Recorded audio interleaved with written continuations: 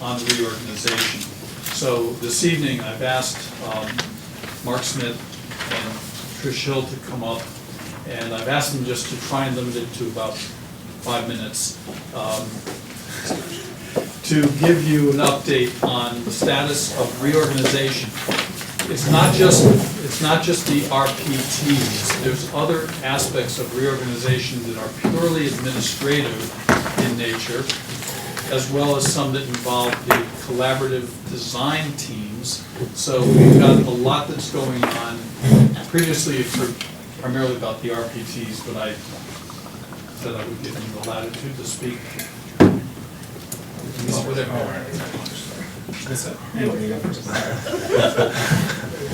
Rock, paper, scissors? Yeah. Good evening. So each day, I think I've mentioned to the committee before, each day work continues to be done to prepare for next year. We continue to try to keep the focus on this year. I've stated that before as well. It is a very important academic year that's going on right now for our current K-6 school students at Forestdale. However, through the support of a wide variety of people, I'm able to every day to continue to prepare to successfully usher in the change that we have set in front of us. And again, it gets done by a lot of support, and I work with different people on different projects to move this forward. So I wanted to update you just on some of those things that are going on, and what some of the most recent things that are going on. So first is a category that I've entitled grants.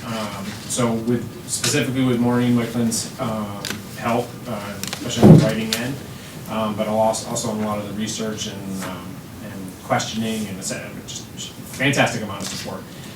We are currently, specifically for the Forestdale School, pursuing 4 different grants that are in process. One specifically has been mentioned in a previous meeting. It's around the full-day quality kindergarten grant. It would support salaries for half-time teaching assistants in those classrooms for next year. And we've already received the transitional grant, which we spoke to at the last meeting, which is we just met recently to sort of refine and redefine some of the things in that grant, but it's going to fund some things around training, technology, planning. We've used it to advertise for our upcoming information night, which is on March 4th from 6:30 to 7:30 at the Forestdale School for anybody who's watching. And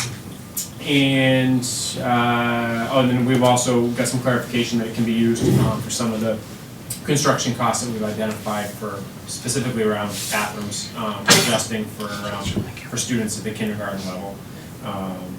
Let's see, and then 2 other grants that we're pursuing are to support the planning and development of an outdoor play space specifically for the preschool age kids. Forestdale hasn't had preschool students, I mean, maybe at some point in time, but not in recent history. And there isn't a play space that's designed to that age level.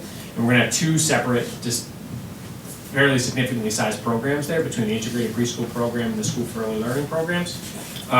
So we're able to, we're in the process of pursuing a grant that will help us plan for and then fund actual purchase of durable goods for the actual play space.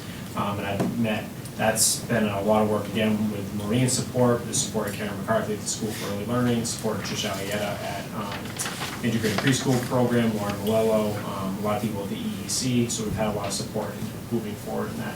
And then the 4th grant is one that is targeted at our extended day programs. We're going to have a different look of our population. You know, Forestdale School will have our before and after school will only be our kindergarten to 2nd grade kids, because those will be the ones that will be at that school. So we're looking at what does that look like, and again, the grant comes in 2 pieces. You get a planning section, funds to support planning, and then funds to support actual durable goods to support that program. And this one would be split between the 2 of us, because we're both going to have extended day programs. But it's sort of looking at what does it look like differently now that we're shifting the configuration. The reorganization planning team, I put a recent article up on Sandwich Learns Together, which updated the work we did in February. We only had 1 meeting in February due to the vacation, but it was a very productive meeting. We got a lot of work done. our two subcommittees joined for this particular meeting, which is our communication subcommittee and our entry committee. The entry committee is currently focused on kindergarten entry. And they were able to really nail down, I had given them the kindergarten group, or the entry group, I'd given a big idea for what I wanted kindergarten, the whole process from the first meetings, through registration, and I sort of gave them a big idea for what I wanted the whole process to look like. I wanted it to be more extended. I wanted to give families more opportunities and students more opportunities to come in and get connected with the school before they actually showed up on the first day. So they took that idea and really ran with it. They invited the PTAs from all three existing PTAs to the meeting, and they were able to design. We're at this point just working out some of the fine details, but as I mentioned, we have the information night, the dates, and then at that point, parents will get dates for registration, screenings. We've got some great play group activities. Again, some are school organized and sponsored, some PTA, but we've worked together to spread the experience out and taken some of the things that we used to jam together and kind of broken them apart. One example is we used to do the orientation, information, and the bus ride, like all at the same time. So we've taken some of those things apart and like made a special day just for the bus ride, for example. So that's some of the work that group done. And then the Culture and Beautification and Atmosphere Committee. I won't go through all the different things, but they really walked the entire school, and their focus was on common space. How do we address the common spaces in the building to make them feel more like more geared towards that age group. So they've got ideas from paint colors to an LCD screen in the lobby when you first come in. Looking at what to do with our display case, which is right when you come into the lobby, adjusting when you come into the Forestdale main office, there's a big counter space there, which is about 4 feet off the ground, which doesn't seem like anything until you think about all the kids that are going to be in there are going to be less than 4 feet. So they've already sort of identified there's a great large desk over at the Wing School Library that we think would be a much better fit for there because it's about 1.5 feet, 2 feet up off the ground. So about adjusting. So anyways, there's again, the article really highlights, they came up with a whole bullet point series of things. And so if you're interested, you can go on Sandwich Letters Together. It was the February, it's the title February RPT update from Forestdale. And then we also have, which Trish may also mention, we're working to organize a joint RPT meeting between the two schools, looking at March. Actually, from the back here, emailed my RPT to let them know about the change in the date. And we're going to meet over at Oak Ridge on the 9th at 5:30. And so my current conversation with my RPT is about, do we move one of our March meetings, or do we have 3 March meetings? So I'll figure that out and let you know.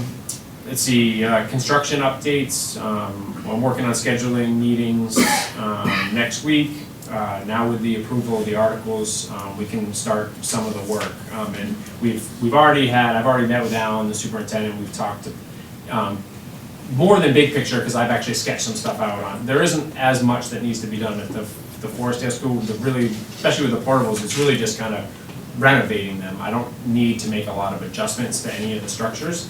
But I just want to sit back down and go through that, probably walk the space one more time, because right now that space isn't being utilized. So that's work that can be done now, as soon as possible, without disrupting our school day in any way whatsoever. So I'm excited to get moving on that. Today I had my first of my preschool visits. So I'm working with Lauren Malillo.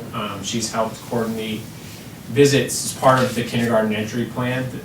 This is an idea I brought from my previous district that I worked in. So I went today to 2 different schools. I got 3 more scheduled tomorrow, and a couple more scheduled. Anyways, I got several more scheduled, but today was the first 2 of the visits. So essentially I went, spent about half an hour at each preschool, and the real main purpose was to introduce myself to the kids. These are all, I was focused on kids who were going to be coming to kindergarten. Most of them were Sandwich residents, some were from different schools, but the majority of the kids are Sandwich residents who are aged to be coming to kindergarten. And so we talked a little bit about who I am, what about kindergarten is, kind of big picture stuff, about some of the things that they'll experience when they come to Forestdale. I read them a story, and it was just a great. And then there was a question, like, they asked questions, and as we were walking out, Lauren joined me on each of the things, and after we left the second one, she mentioned to me, I think this was her speaking, that she wants to take the questions that the kids asked and put them into like an FAQ thing, but from the kids' perspective, and put that up on Sandwich Learners Together. So I think once we get done with all the visits, she's gonna put that together, because they ask some great questions, like, can I bring a peanut butter sandwich to school? And it's a legitimate, from a kid's perspective, it's a legitimate question, and we do have process and procedure pieces that address nut allergies. So I was able to talk about that at a preschool level. So I think it'll be good. It's good to kind of see it through the through their eyes. So it was just a fabulous experience. The energy was unbelievable. The second place that I left, the kids were like on the floor, like, don't leave. It was awesome. No, I'm not. It was absolutely fantastic. And some of them have and some of them have seen me because they've got older siblings in the school. So I know you. And anyways, the idea for me is so then now hopefully when they come for registration night, or when they come for the screening, it's another opportunity for them to meet me, and it's kind of part of the big idea of slowly introducing them to the Forestdale School over time. So anyways, it was just fabulous. Another piece that's been accomplished are classroom assignments. I've sat down with the map. I figured out at this point, based upon some data I got from I think I told you guys about a mock fire drill I ran earlier in the year to determine where kindergarten should go, first floor, second floor. So I've had input from the teachers, I've had input from the principals and administrators who currently work with it, because I have the advantage of having worked with 2/3 of the teachers, but not all the teachers. We've met for professional development, but there's people who know more about those people than me. As well as the curriculum coordinators. They've worked with a lot of people through the professional development they offer. So using all that information, I've been able to figure out classroom assignments. I'm not just at this point prepared to share it publicly, because it does involve conversations that I have to have people about teaching assignments. There's conversations to have about employment. It's just a sensitive topic that I'm not ready yet to put it out there, but just so that people know that work is done, that box has been checked. And again, it's just something that's done. And then the last thing to talk about is the actual moving. We had before the vacation, we had a meeting to sit down to talk about moving, the actual move. There's sort of two parts of this, at least as I see it, around the physical plant. One is some of the construction work that needs to get done, and then there's the actual moving of stuff that needs to get done. Our custodial supervisor, Harold Weeks, who's a 30-year veteran of the Sandwich Public Schools, he's going to be using his knowledge, experience, and expertise to develop the moving plan. And we are currently working to develop one-page guidelines, is probably the best word I can come up with, for faculty about how to pack the stuff up and how to get their room ready so that it would be most efficiently moved when it comes to the move. And then we've also developed a plan for giving an appropriate amount of time for faculty to get their rooms and storage. Like right now, one of the things they're working on is storage spaces. We've found a way to provide some time for them to work together in teams to go through like the grade 1 storage area, the grade 2 storage area, and start to look and, quite frankly, there's stuff in some of those places that are from people who no longer work in the district. I might hazard a guess over at the wing school, based upon my last year over there, there's some stuff in there from some people who are no longer with us, period. So there is a need to go through and do some purging. So anyway. Check with Mr. Pierce, he may have left a few. Maybe. Before you get rid of it. Yeah. There may be find any booties, we should hold on.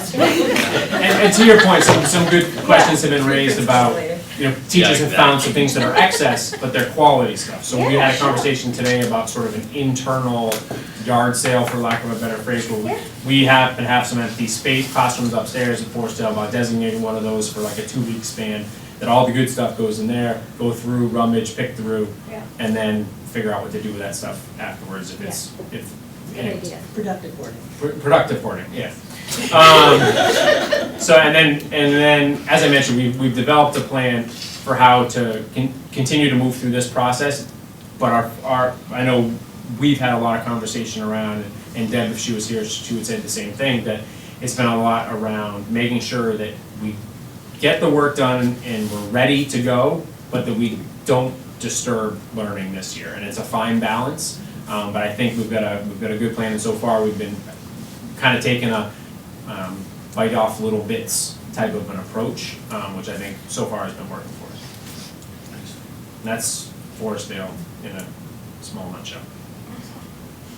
Okay. Best Oh, part I'm about. sorry, I'll add one more piece. Yeah.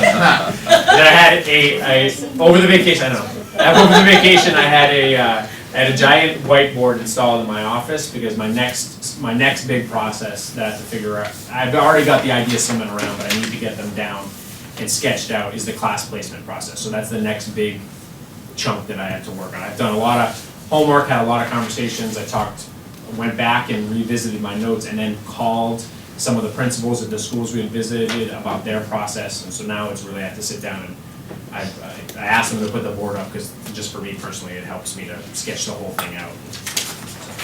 So, sorry, I'm done this time, I promise. Yeah. Oh, sorry. See, she's got a question. This is great. I gave you the opportunity. No, it's great information, I really appreciate it, I'm sure everybody else does. I'm just curious if you have any idea of the date that you'll be letting the teachers know who's gonna be where? That's a good question, one that we discussed before vacation, but I think in our strategic plan, we have it in April. I've said I'd like to try to get that information ahead of time, but I know we need to get back together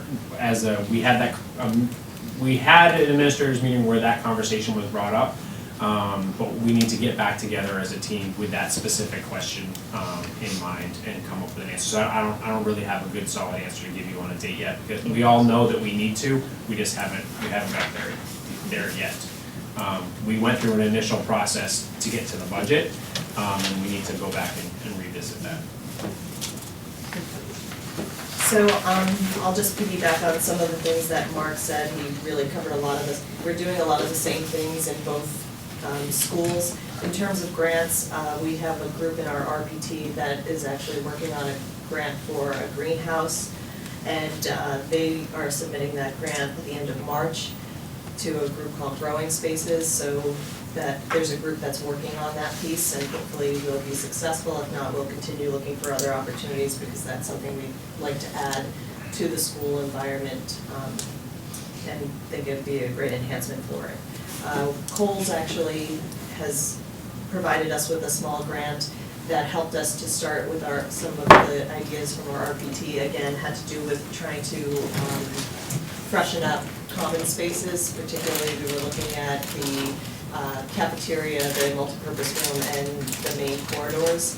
And so, as a result of that, one of our ESPs, Jen Deemer, actually works for Kohl's part-time, and she was able to grab us a grant that allowed us to paint, or at least start priming and painting the walls in our multi-purpose room. So that work has begun, and that grant comes up multiple times throughout the year. Kohl's does community projects, and through the work of Jen and the RPT, we were able to get 7 volunteers from Kohl's who came in on a Saturday and were able to prime and start that preparation work. Our RPT group is looking at doing a community paint in April to really finish out that space. So we're pretty excited about that part.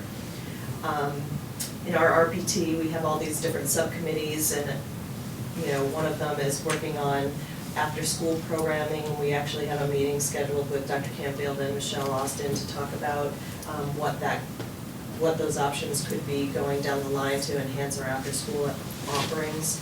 Another group is actually looking at the logo for the school, and I've told you earlier about how they've come up with the idea of the compass rose that came out of the work that the teachers were doing.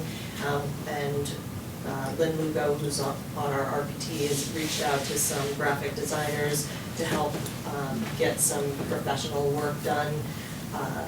gratis for us, and we've had some of the submissions come back and been able to give some feedback on what that logo would look like, and they're looking at doing spirit wear for the new year, for the new school, so that's, you know, something that's been pretty exciting, and they're very happy with the outcome that we've had so far. We even had some things that we wanted to share with Forestdale when we get together at that joint meeting on March 9th. We have another subcommittee that's working on transition planning. Deb and I, and as a team, and Marc and Chris as a team, will be doing traveling road shows in May throughout the different schools to kind of introduce ourselves as an administrative team and meet the kids and answer their questions and kind of show them a day in the life of what it's like to be at that school and who are the different people who they'll interact with throughout their day. So we're gonna be visiting each of the schools during that. We're also looking at some step-up opportunities or some visitation opportunities for students to visit the physical plants, as well as a group that's looking at how do we do some social events for the kids outside of school to get them comfortable with their new environments. In terms of construction, you already heard Marc talk about Harold Weeks sort of being the one who coordinates the move. And we've been working with Alan to look at, you know, what the construction pieces are going to be going forward. We're really looking at how do we get work done during the school year that has minimal impact on the school day. The nice part, our portables are currently not being used by classrooms, so the work can begin in those sections without having an impact on students. And the other construction that has to get done is going to be very minimal and is going to be in rooms that are currently either not being used or are underutilized this year, where maybe there's a single person who has an office in a full classroom. So it's that kind of work that's getting started. We've even started prep work on some of the walls and trying to get some of the classrooms that are underutilized this year prepped as if they would be for the first day of school next year, so it's one less thing for them to work on during the summertime. So, you know, that's something that we're doing as we get ready and decide who's gonna be in which rooms, and we can let those teachers know. They'll be able to go into those rooms that have already been cleaned and prepped and start to bring their things, their personal things there. And again, it's just trying to find ways to reduce that to-do list over the summer. Over at Oak Ridge, we're looking at an idea of having neighborhoods of classrooms. It was one of the ideas that came out in terms of how do you make a large school feel small. So there'll actually be 3 neighborhoods throughout the building that will have a mixture of 3rd, 4th, 5th, and 6th grade classrooms. So it's almost gonna be like 3 mini schools, which will, you know, make it feel like a smaller school. And again, I think I've done that floor plan 12 times, but I think we finally have the final version of the floor plan has been shared with Harold, and we're trying to minimize the total number of moves that have to get done. But that's the configuration we're using in our school, and you know, you heard Marc talk about why they can't do that over at Forestdale because of, you know, not wanting to have the kindergartners on the 2nd floor. So, but in our school, we don't have that issue, so we're gonna take advantage of that opportunity to make a large school feel small. And again, with the team designs, I'm working with Maureen and Claire and, you know, and with Marc and Deb to decide which teams would be the best configuration of those sort of schools within schools for those neighborhoods. So, you know, because as a science coordinator, I had worked with a lot of the teachers, but I worked with the ones who taught science. So there are some teachers who maybe taught ELA that I don't know that may be over at the other schools, so it's good to kind of get the input from other people who know them really well to know what their strengths are and, you know, who they think would be a good match for, you know, for another cluster of teachers. So I think that's it, because you've covered a lot, so I think that. I had one more thing that I wanted to share, which, because it was awesome, and It was awesome. it's definitely not my idea. So when Trish was talking about the painting, the atmosphere committee came up with this fantastic idea, and so they just developed the idea at the last meeting, so we've got to play it all the way out. But I think it's fantastic. Is to to go put a fresh coat of essentially white paint on the main hallway corridors. If anybody's been in Forestdale, it's essentially a V pattern and into main corridors. And then, so for the first year, every one of our students there would then put a handprint on the wall and, initial it for theirs. And then it would become a rite of passage for any all the new incoming kindergarten classes, and then for any students who transferred in, you'd put your hand on the wall. So we'd start at the center, our main entrance, and work our way out in both directions of the hallways, fill the first floor and move up to the second. It would be continue something that would go forward. Now we have the 8th grade pictures that kind of go down the hallway, but this would be a way to reintroduce a new tradition with the handprints, and it would just, we do it, the conversation right now is around doing it in primary colors. It would just be, I thought it was an awesome idea. I just wanted to make sure I shared it. But you'll never be able to paint it again. You could always like do it on paper and on the wall. And then at the end of the year, they could have it, I don't know. Well, I guess they're gonna be there for a few years, right? And then they can take it with them and bring it to your mother. Because it's gone. We keep those things. Precious. So that may be something to think about. Throw them away. Let's keep What grade is? I have a question that kind of for both of you, and I know we had talked a little bit about how the PTA is gonna be configured, and I know that's not decided yet, but once they do decide, I think it would be helpful to have them be part of your presentation, or maybe even on the agenda, this is how it's gonna work, this is what we're looking for, and the sooner the better to get. Yeah, I know they had a meeting, the 3 leadership groups, I don't exactly know what members of the leadership group all got together, but then they also had a representative from the Mass BTA to help them start and roll out the options. That was in mid-January, I think. So They're gonna meet again. yeah, they're gonna meet again, but with the vacation, it's been a longer period of time, but with Snowmageddon and vacations, it's been hard. I think even one of their meetings got postponed because of snow in January, if I remember correctly. Other questions or comments? Thank you very much for the update.